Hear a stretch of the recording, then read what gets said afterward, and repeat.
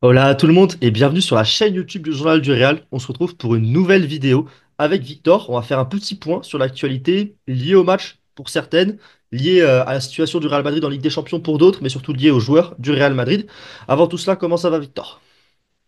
Très bien, comme d'hab, le petit point actu, très content. Il y a quelques petites choses à dire là, sincèrement.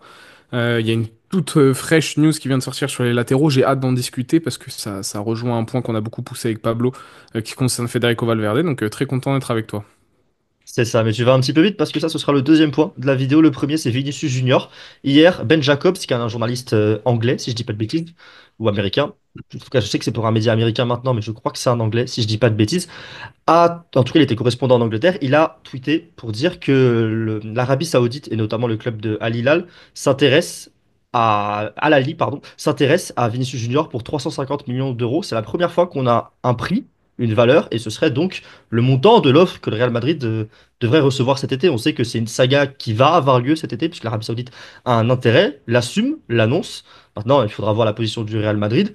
Le Real Madrid, normalement, ne prendra pas en otage son joueur si Vinicius Junior veut partir.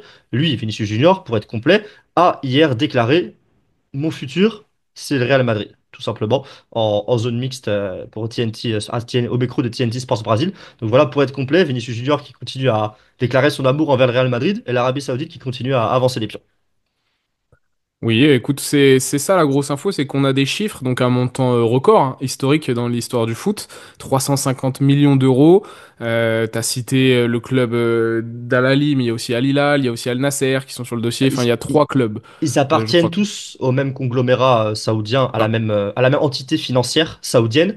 Il y en a quatre qui appartiennent à la même entité financière saoudienne. Il y en a trois qui ont des têtes d'affiche avec Neymar, Benzema et Cristiano Ronaldo. Et le dernier, si je dis pas de bêtises, c'est Al Ahly, celui qui joue en vert, qui lui n'a pas de tête d'affiche. Et ce serait donc vers ce club-là en priorité, vers lequel Vinicius se dirigerait. Voilà, pour être précis sur la situation du championnat saoudien. Et donc 350 millions, la clause de Vinicius est à 1 milliard. Ce qui était déjà sorti l'été dernier, c'est qu'on lui propose un salaire d'1 milliard d'euros ou autour de cet argent, enfin autour de ces montants-là. Donc voilà, on va pas non plus répéter tout ce qu'on se dit depuis très longtemps. On vous a prévenu, notamment Pablo, ça va être l'un des mercatos enfin, l'un des gros dossiers, pardon, du mercato 2025, c'est clair et net. Si en plus il y a des offres aux alentours des 300, 400 millions, bah oui, le Real Madrid va peut-être falloir y réfléchir. Mais Vinicius est l'un des meilleurs joueurs du monde et représente le Real Madrid depuis maintenant 3, 4 saisons. C'est le meilleur joueur de l'effectif post-Karim Benzema. Donc il y aura plein de paramètres à prendre en compte. Il a encore fait un très bon match hier. Malgré le fait qu'il ait pris un carton jaune, qu'il soit suspendu, c'est un peu dommage, même si voilà, la faute. Enfin, la simulation, il n'y a pas vraiment simulation, on en a déjà parlé toi et moi En hier. débrief. Voilà, dans le débrief. Attention, voilà, attention, c'est du concret, entre guillemets. Tout est en train, petit à petit, de se mettre en place. L'été dernier, des rumeurs, personne n'y croit, très bien, mais l'Arabie Saoudite qui continue, qui insiste, qui là, il y a des chiffres qui sortent, il y a des insiders qui en parlent. Voilà, ça va commencer à devenir de plus en plus réel. Ah, ils peuvent insister autant qu'ils veulent, tant que eux ne proposent pas une somme que le Real trouve adéquate. Moi, je pense que 350 millions, c'est trop peu. Alors, c'est fou de dire ça, mais je pense sincèrement que c'est trop peu. Je pense qu'au moins le Mhm. double du transfert de Neymar serait un prix acceptable pour le Real Madrid par rapport à l'évolution du marché, à la valeur de Vinicius Junior et aussi au fait que l'Arabie Saoudite a l'argent. C'est une situation différente que celle de Neymar où c'était une clause libératoire. La clause libératoire, elle est à 1 milliard. Pour moi, tu vas aller à moitié de la clause libératoire puisque personne ne va payer 1 milliard pour un joueur pour l'instant. Mais pour moi, tu descends pas plus bas si t'es le Real Madrid. Et ça, c'est dans le cas où Vinicius Junior veut partir. Pour l'instant, Vinicius Junior se tue à dire à tout le monde qu'il ne veut pas partir. Et ça reste sa position. Après, il va pas dire je pense à l'Arabie Saoudite en zone mixte après avoir mis un doublé en Ligue des Champions. On est bien d'accord. Mais en tout cas, pour l'instant, sa vie est à Madrid et on verra comment ça évolue. Mais l'Arabie Saoudite, évidemment, c'est des sommes immenses qui le feront réfléchir, qui l'ont fait réfléchir. On parle d'un contrat d'1 milliard étalé sur plusieurs années, mais au bout, t'es milliardaire, quoi, tout simplement. Ce serait le plus grand contrat de l'histoire du football. Évidemment, ça fait réfléchir n'importe quel être humain sur Terre, mais on va voir à quel point ça le fera réfléchir. Pour conclure, petite déclaration également, cette fois-ci sur Movistar Plus, à la toute fin de la rencontre, à Vinicius Junior, encore transpirant de 95 minutes d'effort, qui s'est exprimé, je trouve, avec beaucoup de sincérité, beaucoup de classe. J'adore Vinicius Junior en interview post-match, je le trouve très très juste dans ses mots. Et il a notamment parlé de l'arrivée d'Mbappé. en disant Mbappé est venu ici pour nous aider et nous allons l'aider à être Pichichi. Voilà, ce qui est une belle déclaration de la part de Vinicius Junior envers Kylian Mbappé. Et plus globalement, ces déclarations sont très claires sur la rencontre. Il a dit lui-même, j'ai pas fait une très bonne première période, j'ai pris ce carton jaune. Ça allait beaucoup mieux en seconde et je suis content d'avoir marqué un doublé. C'est vraiment des déclarations qui font du bien à entendre en fin de match d'un joueur qui revient sur sa performance avec une autocritique directe, alors il était encore 2 minutes avant, il était encore en train de courir sur la pelouse. En fait, c'est déjà premier point, la déclaration vis-à-vis de Mbappé, elle est très bonne d'un point de vue du vestiaire. Après, d'un point de vue individuel, ça aussi remet pas en cause, mais on peut discuter d'une certaine hiérarchie aussi qui va se mettre en place petit à petit dans le vestiaire. Forcément, est-ce que Vini doit vraiment être le second de Mbappé? Est-ce que Mbappé doit vraiment être le second de Vini? Est-ce que tu peux avoir deux, entre guillemets, mal alpha? Là, on a Vini qui, en tout cas, fait un pas vers Mbappé en expliquant que oui, au niveau, en tout cas, du sujet des buts, parce qu'il précise bien Pichichi aussi. C'est ça où on n'est pas sur en mode on va tout faire pour qu'il gagne le ballon d'or, on va tout faire pour ci ou ça, pour qu'il soit Pichichi, parce que c'est le rôle premier en même temps de Kylian Mbappé, c'est d'inscrire des buts. Donc cette déclaration, elle va dans le bon sens. Après, son autocritique, évidemment, c'est très bien. Et Vinicius, c'est un garçon très intelligent, je pense, hein, et c'est un joueur d'ailleurs qui a énormément évolué sur cet aspect, hein, l'intelligence dans le jeu, mais je pense aussi il a beaucoup mûri avec le temps. Ce qui est dommageable, c'est quand même de noter que voilà, ça le sort du match, la première mi-temps, le carton jaune. Et normalement, mentalement, il devrait être un peu plus fort. En fait, j'ai pas forcément envie de critiquer Vini. Il faudrait quand même qu'à l'avenir, ce genre de micro-événements, de décisions arbitrales qui ne vont pas dans son sens, ne l'affectent pas autant que ça. Alors au final, il met un doublé, donc on s'en fiche. Mais c'est, on va dire, sur la première mi-temps, oui, sa première mi-temps, elle est pas excellente de Vini. Et c'est dommage que ces petits faits de jeu là, ça te sort du match. J'aimerais qu'il y ait une évolution sur ça avec le temps. Et aussi que, bah ouais, les gars, moi, son carton, il est injuste. Mais ça fait beaucoup de fois où il va être suspendu. C'est embêtant. Ça m'embête. Voilà. Je le condamne pas. Je blâme pas forcément, mais ça m'embête. Moi, c'est un homme avant d'être un joueur et c'est quelqu'un de très émotif, Vinicius Junior. Et alors oui, il y a un petit travail à faire sur le fait de garder son calme de son côté et c'est toujours le cas, même si je trouve qu'il a progressé là-dessus dans certaines situations. Après, il est comme ça. Il est comme ça et c'est aussi ça qui fait sa force dans certaines situations, de jouer avec l'émotion, de jouer avec le sourire, de vouloir faire kiffer les gens. Et pour moi, ça reste le plus beau joueur à avoir joué sur Terre. Le meilleur, ça peut être un débat. Non, mais Le ça, plus beau, en c'est tout pas le cas, à sujet, ça, avoir hein. joué sur Non, mais Terre. ça, c'est Mais pas pour le moi, ça sujet de rentre vouloir là-dedans. donner le Ça rentre sourire aux là-dedans. gens. Non, Oui, mais si tu veux y a pas pas de, qu'un y a pas de lien. si tu veux pas qu'un joueur montre D'accord. pas d'émotions négatives, c'est que tu veux pas non plus qu'il montre d'émotions positives dans un sens, tu vois. Parce que si tu veux qu'un Mais joueur tu se le bride peux. dans ses Oui, non, émotions, si mais. tu veux qu'un joueur Mhm. cache ses émotions, il va le faire dans les deux sens, selon moi, tu vois. Non, mais moi, je suis entièrement d'accord avec ça. Tu peux jouer. Et Vini, ses émotions sont une force. Mais il y a aussi à un moment donné qu'analyser certains aspects, savoir son autocritique à la fin, ça prouve qu'il a cette capacité. Pourquoi est-ce que quand tu es sur le terrain, à certains moments, tu laisses tes émotions te dominer? Si ça arrive une fois, deux fois, trois fois sur une saison, pourquoi pas? Notamment en plus Vini, enfin il y a des moments et je parle pas de tout ce qui est racisme et tout ça. Vini, s'il veut quitter le stade, je sortirai avec lui. Il y a pas de galère sur ça. Je parle vraiment sur des faits de jeu arbitral, moi. C'est sur voilà. Même si hier il prend un peu son carton jaune au faciès, on en a discuté toi et moi. Si c'est pas Vini, je suis pas sûr qu'il sort un carton jaune de l'arbitre. Je comprends la frustration, je comprends le côté humain. En fait, ce qui est le seul point que je souligne, c'est une certaine accumulation.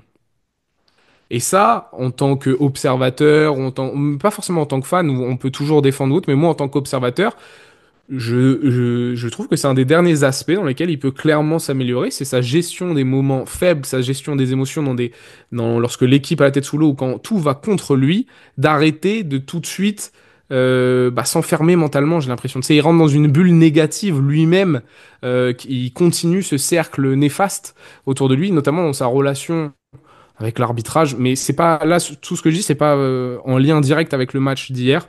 C'est voilà que je le dis, le maître mot, c'est une sorte d'accumulation. Voilà, il faut s'améliorer sur ce sujet. Par contre, sportivement parlant, la deuxième mi-temps, c'est une masterclass. Et on est très content de l'avoir. Et c'est pour ça que je suis aussi très frustré de ne pas l'avoir contre Brest. C'est parce que c'est le meilleur joueur du monde, l'un des meilleurs joueurs du monde. On a besoin de mettre une rouste à Brest pour gagner le maximum de places et même espérer dans le top 8 avec la différence de but. C'est toujours mieux d'avoir Vinicius Junior. C'est bien le cas. C'est bien le cas. On verra qui jouera au poste de latéraux contre Brest pour faire une petite transition, puisque Marca annonce aujourd'hui que le duo Federico Valverde-Ferland Mendy, la paire de latéraux, cette paire de latéraux sera celle des gros rendez-vous cette année. On sait que Valverde a été excellent hier, alors que Vasquez était suspendu et qu'Ancelotti n'avait pas le choix. Ferland Mendy a fait son match. Après, c'était pas le match le plus difficile pour la défense. Il n'a pas non plus apporté offensivement, mais on connaît. On a vu Fran Garcia ne pas être bon dans le gros match, dans son gros test, dans son grand moment à l'Athletic Club à San Mamés, même si toute l'équipe avait plongé ce jour-là. On va voir ce que ça va donner. On va voir si Marca a raison, déjà, premièrement, sur les prochains gros matchs. Le prochain, c'est le derby, le 8 février. On aura des réponses ce jour-là quant à cette rumeur. Mais avant cela, on va en discuter parce que je sais que toi, Victor, tu es totalement dans le train Valverde arrière droit, au moins pour les grosses rencontres. Ouais, au minimum, parce que tu as besoin de Valverde aussi au milieu de terrain, et je pense que Lucas Vasquez peut faire enfin, peut valoir le coup sur certains matchs de Liga, de rotation, tout ça, malgré tout. Malgré le fait qu'on aime le détester à ce poste-là et qu'il nous frustre énormément. Mais Federico Valverde, voilà, c'était une évidence. Il avait déjà fait le test contre Liverpool. Je trouvais que ça avait été concluant malgré la performance très très moyenne, voire même très faible de l'équipe face aux Reds, qui était nettement supérieure.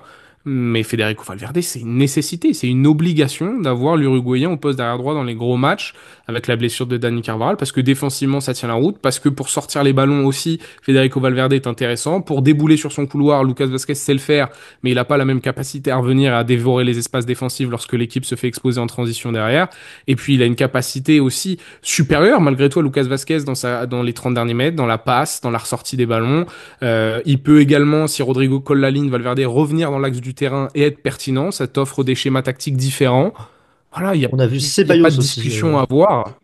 hier. Sur certaines phases de relance, Ceballos venir se mettre complètement à droite de la défense et Valverde reprendre l'axe sur quelques phases de relance. C'était très intéressant d'ailleurs. Oui, parce que il avait fait contre Las Palmas avec Tchouaméni où ça redescendait presque à non ou Vigo. Non, c'était contre Vigo pardon parce que Palmas il était blessé en Coupe du Roi Vigo où Tchouaméni était presque un défenseur central, un troisième défenseur central en phase défensive sans ballon et à la relance Tchouaméni montait beaucoup plus haut et c'était Ceballos qui prenait plutôt ce rôle-là ou Modric. Oui, voilà, c'est des choses. Je trouve que l'évolution tactique en ce moment de Carlo Ancelotti est intéressante. Alors, il lui a fallu peut-être beaucoup trop de temps pour s'en rendre compte de ces deux, trois petits ajustements.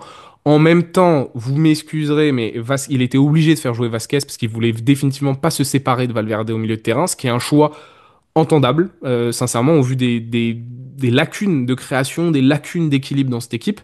Mais là, on est arrivé à un point de non-retour où, voilà, Vasquez, dans les grands matchs, en tout cas, tu ne peux pas. Et c'est une très bonne nouvelle. Et puis Mendy à gauche, assuré de jouer les gros matchs, ça me semble assez logique, malgré la grosse évolution de Fran Garcia. Moi, j'aimerais par contre que Fran Garcia soit titularisé à chaque fois qu'on a une opposition dite plutôt faible ou qu'on joue contre un bloc bas où on a besoin d'un apport offensif supplémentaire. Là, je considère, encore une fois, les performances de Ferland Mendy beaucoup trop neutres. Alors que dans les grands matchs, je peux comprendre le choix Mendy. C'est ça, si tu prévois de subir sur une rencontre, en tout cas que tu penses que tu vas subir plus que d'habitude, Mendy peut faire sens, mais par contre, même le match d'hier, pour moi, Fran devrait plutôt être titulaire que Mendy, puisque le Bien Real, sûr, oui, après c'est la LDC. c'est sûr qu'ils allaient rouler sur Salzbourg, parce que c'est la LDC, mais c'est pas un grand match, celui contre Brest, avec tout le respect que j'ai pour les Brestois, et dédicace à tous les Bretons, ça reste pas non plus un adversaire immense sur le papier, même s'ils font un excellent parcours en Ligue des Champions. On verra les choix d'Ancelotti pour ce match, et le prochain gros match, c'est l'Atlético. Pour l'instant, le Real a été très mauvais dans les gros matchs, c'est d'ailleurs pour ça que je tombe un petit peu sur Ancelotti cette saison, alors que je suis un grand défenseur de Carleto, c'est que les grands matchs, je trouve, sont mal préparés, donc on va voir le prochain. Ancelotti a encore tiré des leçons, j'espère, de la défaite dans le Classico contre le Barça. Le prochain, comme j'ai dit, c'est l'Atlético à la maison. On va voir ce que ça donne. Pour moi, c'est le grand test. J'ai hâte de voir ce match. J'ai hâte d'être à ce match parce que ça va être une immense rencontre et on va voir, je pense, toutes les réponses cette fois-ci sur la fin de saison. Parce que le Barça, on a compris qu'ils avaient compris que Ancelotti ne savait pas les jouer cette année. Et le Real va sans doute s'en prendre une sur le troisième Classico qui y aura cette année. Par contre, l'Atlético, là, ce sera intéressant. Le Real a un petit peu jeté le match à la poubelle à l'époque au Wanda avec leur rentrée de Ceballos. C'est un peu frileuse de Carlo Ancelotti. Là, il faudra voir à la maison si le Real est capable de le gagner. Ce sera un match déterminant pour la Liga. Parce On que avance. l'Atlético qui a beau avoir perdu contre les Leganés, ils ont fait un top match contre Leverkusen dans l'attitude. Quand je dis top match, un match façon Colchoneros, hein. Mais ils ont hold up Xabi Alonso, ils l'ont choloisé, je sais plus c'est quoi le terme utilisé, mais voilà, Xabi Alonso, il a pas vécu une très bonne expérience au Wanda Metropolitano. Bon, ça arrive du monde de pas vivre de bonnes expériences là-bas Ça pour le arrive à coup. des gens bien. Oui. C'est c'est quand même un stade où c'est difficile d'aller jouer, hein. Si on peut donner un tout petit peu de respect à l'Atlético, au moins celui-là, on peut le donner. C'est quand même un bon chaudron. On avance dans cette vidéo, on a parlé de Brest, c'est le dernier match de poule en Ligue des Champions. La situation actuelle du Real Madrid, c'est d'être 16e avec 12 points, c'est ça, 4 victoires et 3 défaites en Ligue des Champions, une différence de but de plus 5. Qu'est-ce qui est intéressant, c'est que la différence de but, des équipes seront à égalité, obligatoirement, mathématiquement, c'est sûr, et la différence de but, du coup, devient importante. Le Real Madrid, avec le but encaissé contre Salzbourg hier, est passé de 8% de chance à finir dans le top 8 à 3% de chance à finir dans le top 8. Pour se rendre compte, après ça reste des probabilités bien sûr de la part d'Opta, mais pour se rendre compte de la différence et de l'évolution que le moindre but peut avoir, c'est-à-dire l'une des choses que j'aime bien dans cette nouvelle formule, c'est que le moindre but compte et que si tu en as mis 5, bah, l'équipe elle est censée pousser pour aller en mettre un sixième parce que ça peut t'avantager. Le Real, la situation, c'est qu'ils sont à égalité de points avec devant eux Dortmund et le Bayern et les deux ont une meilleure différence de but. Donc il faudrait que le Real mette beaucoup plus, enfin mette plus de buts que, si je dis pas de bêtises, 2 buts de plus que Dortmund et 3 de plus que le Bayern contre Brest pour passer déjà devant ces deux équipes qui finiront à 15 points si elles aussi elles gagnent leur dernier match. Et ensuite, il faut regarder dans les équipes qui sont comme Leverkusen, Aston Villa, Brest notamment, qui est dans le groupe des équipes à 13 et 14 points, que le Real peut dépasser si ces équipes-là ne gagnent pas ou ces équipes-là font match nul alors que le Real bat Brest. En tout cas, pour finir dans le top 8, c'est très simple, le Real doit gagner, le Real doit gifler Brest, doit gagner 3, 4, 5-0 et ensuite espérer des résultats qui vont dans leur sens. Et il y a donc 3%, enfin 2,9 pour être exact, pour cent de chance de se qualifier selon le modèle mathématique. Donc ça montre que c'est très difficile pour le coup. Et le Real, pour terminer, est officiellement, je crois que j'avais dit une bêtise en plus dans la fin du débrief hier, est officiellement qualifié, parce que les calculs sont longs à faire vu le format, mais le Real est officiellement qualifié en barrage également, ce qui est quand même déjà une bonne nouvelle. Car même en cas d'accident à Brest, ce serait une mauvaise nouvelle de perdre ou de faire match nul à Brest, mais au moins le Real Madrid est assuré de jouer les barrages au minimum. Ouais, c'est la bonne nouvelle, cette nouvelle formule. On en rigolait déjà hier, parce qu'on, ou pour la prévia, je sais plus, on disait, voilà, vu que nous on joue à FM, Football Manager, on la connaît et que elle est vraiment sympa, elle est vraiment cool. Oui, voilà, l'objectif pour le Real, de toute façon, on n'a pas notre destin entre nos mains. Il faut faire le maximum contre Brest et espérer que tout se forme bien autour de nous. Et puis aussi, je crois que ça veut dire que là, actuellement, on joue soit le Celtic, si on garde cette 16e place C'est ça. hypothétiquement, pour être totalement complet sur cette formule. On jouerait le Celtic ou la Juve parce que c'est un système de tirage au sort entre quatre équipes. Si vous finissiez par exemple 23 pour les barrages, hein, je parle, parce que les 8 premiers sont qualifiés pour les huitièmes, et après c'est un système de seed. Le premier se trouve en haut à gauche du tableau, le deuxième en bas à droite. Enfin voilà. Je pense Euh, que je peux l'expliquer mieux que toi, si tu veux bien. C'est Façon NBA, mais vas-y. ce qui est très simple, c'est que donc, les 8 premiers vont aller en huitième de finale, ça c'est sûr, et ils attendront leur tour. Et ensuite, il y a le débarrage entre le neuvième et le 24e. Et ça se tire au sort. En gros, le 9e et le 10e sont ensemble d'un côté, le 23e et le 24e sont là, et ensuite le 9e tire soit le 23 et le 24, et le 10e tire l'autre. Et c'est comme ça. Et donc, le Real Madrid, qui est 16e actuellement, a comme adversaire potentiel le Toulouse ou 17e et 13. le 18e. Non. Le 17e et le 18e, qui sont la Juve et le Celtic. Et au-dessus du Real, en 15e place, il y a le Bayern. Et donc, il y aura soit Bayern-Juve ou Bayern-Celtic, ou Real-Juve ou Real-Celtic. Voilà les options possibles pour le Real Madrid On actuellement. est Et donc, imaginons que le Real d'accord. Madrid finisse 11e. Le Real Madrid, du coup, sera en ballottage avec le, c'est horrible à faire, mais avec le 21 et le 22e, et de coup tirera soit le 21, soit le 21e, et ensuite avec le Real, le 12e tirera l'autre équipe. Et c'est des petits tirages au sort comme ça, pour en gros respecter l'équité sportive, mais garder le côté tirage au sort, parce que sinon les clubs pourraient s'amuser à faire des calculs et essayer de viser une place exacte, et ça c'est pas ce qu'on aime voir dans le football, hein. Les matchs de poule de Coupe du Monde où les mecs font exprès de faire match nul, c'est pas ce qu'on aime voir dans le football, donc c'est pour ça que ça a été fait comme ça. Alors c'est un système très compliqué à l'œil, mais pour coup c'est la meilleure manière de garantir l'équité sportive, et de garantir qu'il y a toujours du spectacle jusqu'à la dernière minute. Donc ça, sur ce point-là, c'est bien. On va voir ce que ça donnera. En plus, tous les matchs sont en même temps, mercredi soir prochain, voilà, pour être précis et complet Historique. sur ce 18. format. 18 18 matchs. matchs européens en même temps, ça va être quelque chose, hein. Pour le coup, ça va être quelque chose, quoi qu'il arrive. Et on va voir si le résultat de cette phase de ligue donnera raison finalement à cette modification de l'UEFA. Il y a quand même 2 matchs en plus, ça pour le coup c'est le point négatif. Mais pour l'instant, en tout cas, ça se passe bien et on voit que les équipes sont déterminées à continuer de marquer. Et moi, ça, c'est un truc que j'aime bien voir. Parce qu'à l'époque, dans l'ancien format, tu menais 3-0 en phase de poule, bah, tu avais gagné tes 3 points et c'était bon, tu vois, surtout les grosses équipes. Et puis la Enfin, diversité aussi de jouer contre 8 équipes différentes. Ça, c'est super sympa aussi pour le spectateur. on est bien d'accord. On est bien d'accord. Enfin, Rodrigo a parlé. C'est lui qui est venu en zone mixte après son match exceptionnel, hein. Toi et moi, l'UEFA a mis Vinicius Junior et il a mis Vinicius Junior d'ailleurs dans les nominés pour être le joueur de la semaine en Ligue des Champions. Bah, pour moi, Rodrigo est l'homme du match et peut clairement discuter pour être le joueur de la semaine en Ligue des Champions. Il est passé en zone mixte après son doublé, après avoir débloqué la rencontre et marqué les deux buts en première période. Je te lis deux petites déclarations intéressantes sur il y a une question sur sa relation avec Vinicius, Mbappé et Bellingham, hein. Le but est toujours évidemment de chercher la petite bête. Notre relation est très bonne. Je crois que ça se reflète sur le terrain. Nous sortons beaucoup dîner aussi. Je crois que notre alchimie se voit enfin sur le terrain. Et enfin, une autre, bon, il y a une déclaration évidemment sur sa célébration qui est en l'honneur de John Cena. Et moi personnellement, je suis pas fan, hein. On n'est pas en Oh, moi 2007, j'adore, faudrait j'adore. passer à autre chose. Mais Mais bon, moi c'est ma génération catch attack les gars. Voilà, ça j'adore. ouais, Vas-y. bon. Et je finis sur les égos, une question sur les égos de chacun. Il a répondu, il n'y a pas d'ego. Le Real Madrid passe avant tout. Personne n'est plus important que le club.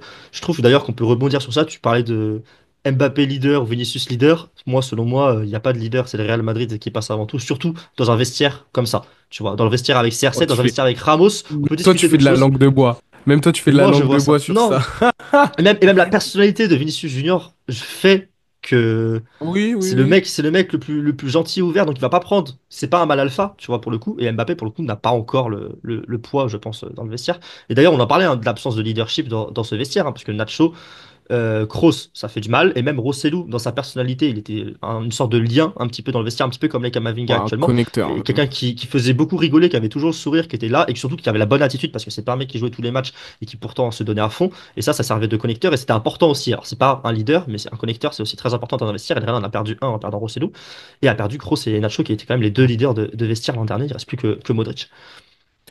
Ouais, et c'est en fait c'est le leadership dans un vestiaire là. Quand je parlais de qui va être le mal alpha entre guillemets avec Mbappé et Vini, c'est surtout d'un point de vue offensif, qui va prendre les responsabilités, c'est-à-dire prendre les louanges quand le Real va gagner et prendre les foudres quand le Real va perdre. On a deux têtes d'affiche en la personne de Vini et Mbappé, et la preuve, regarde, même nous cette saison, on n'a ni épargné Mbappé, même si on a toujours défendu le fait qu'il fallait un temps d'adaptation, etc.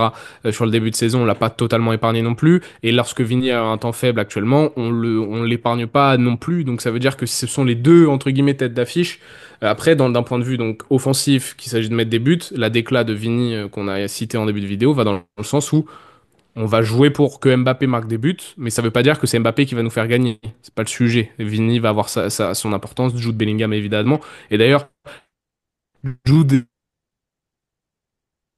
temps sur ces deux, trois derniers matchs, c'est ça qui est assez fantastique, c'est qu'on a une montée en puissance de Jude Bellingham statistique sur les 10, 15 derniers matchs, mais on a surtout depuis trois, quatre matchs, je trouve que Jude Bellingham est le point d'ancrage de cette équipe, prend le relais joue comme un numéro 10 sans être un numéro 10 et le met au diapason des uns et des autres pour le pressing, etc. Là où en début de saison ou même en fin d'année dernière, on disait ouais, il est sacrifié, il est sacrifié. Je trouve que là, il arrive à se mettre en valeur dans ce rôle-là et ça, c'est très, très de, C'est vrai. de l'anglais. Et puis pour revenir sur ton sujet en parlant de Rodrigo, oui, bah écoute, et le groupe vit bien, gros. Ça se voit, les images elles Bah sont oui. belles, la célébration You Can See Me, là, John Cena avec Bellingham qui le chambre un peu. Mais tu le vois que ces trois joueurs-là s'entendent bien. De toute façon, même les déclarations d'Mbappé, quand il dit j'étais un peu pas timide, mais en mode je voulais m'adapter, je pensais trop aux autres, ça se voit que ce sont des joueurs qui pensent aussi à l'équilibre et aux uns et des autres d'un point de vue offensif, du moins. C'est ça, je suis totalement d'accord avec toi. On voit que les choses marchent bien, hein. Une équipe qui met 14 buts en 3 matchs, dans tous les cas, est une équipe qui vit bien. Et c'est bien d'avoir mentionné Bellingham parce que c'est un artisan de l'ombre, finalement, sur la rencontre d'hier. On l'avait vu prendre pas mal la lumière dernièrement en marquant beaucoup de buts. Là, c'est l'auteur de deux passes décisives. Et surtout, c'est un joueur qui a fait un excellent match et dont on ne parle pas parce que t'as Vinicius et Rodrigo qui ont brillé complètement. T'as Mbappé qui a mis son but. Alors, Mbappé, son match est bien plus anecdotique que ceux de Rodrigo et Vinicius, selon moi. Mais son but, c'est son 350e en carrière. Mais que Bellingham même, hein. Et il dépasse Thierry Henry. Donc voilà, c'est quelque chose. On parle même de Ceballos, hein, qui a été acclamé par le Bernabéu, mais il faut pas oublier Bellingham qui a fait un excellent match également hier et qui est là. Sur ce, merci à toi, Victor, pour ce long point actu. Et on se retrouve très bientôt sur la chaîne YouTube du Journal du Real. Pensez à commenter, nous donner vos avis, notamment sur la paire de latéraux pour les gros matchs Valverde, Ferland Mendy. Et on se retrouve très bientôt. Pensez à vous abonner, liker, commenter, partager la vidéo si ça vous a plu. À très bientôt. Salut à tous. Ciao.